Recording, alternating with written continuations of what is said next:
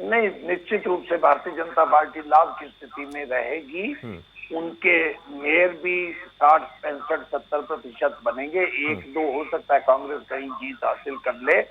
एक जो विद्रोही जी ने बात कही थी ना, मजबूती से ना लड़ने के लिए इनको, कांग्रेस को अपनी नीति को बदलना होगा। उनका मुकाबला उस भारतीय जनता पार्टी से है जो मोदी जी की मन की बात के लिए भी पदाधिकारी नियुक्त करती है।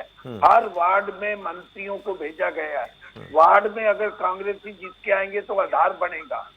ये शायद कांग्रेस की अभी समझ में नहीं आ रहा। अगर ऐसा ही रहा कि हम मुकाबले में नहीं जाएंगे, बड़े नेता दीपेंद्र हुड्डा सोनीपत में गए हैं, कई जगह पे गए हैं, हुड्डा साहब भी गए हैं, तो इनको बाकी जगह पे जब आपने सिंबल दे दिया, 5-5 लाख वोट है, 10-10 लाख वोट है, गुरुग्राम में, फरीदाबाद में 11-11 लाख का वोट का चुनाव आप कम समझते हो, छोटा चुनाव समझते हो।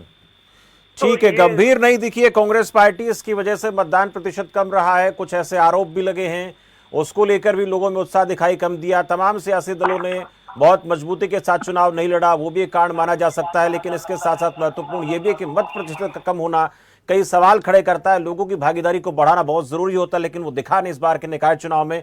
अंतिम अपडेट सामने आएगा और पता चलेगा। नहीं, फिलहाल ये जानकारी कि 50% से कम मतदान निकाय चुनाव में हुआ, जो बहुत ज्यादा चिंताजनक प्रतीत होता है। बहुत बहुत धन्यवाद आप सबका चर्चा में जुड़ने के लिए। लेकिन महत्वपूर्ण बात यह कि इतना कुछ होने के बावजूद भी जो ट्रिपल इंजन सरकार का दावा भारतीय जनता पार्टी करती है, इस बार भी प्रतीत होता है कि उनके ही पाले में गेंद जाएगी।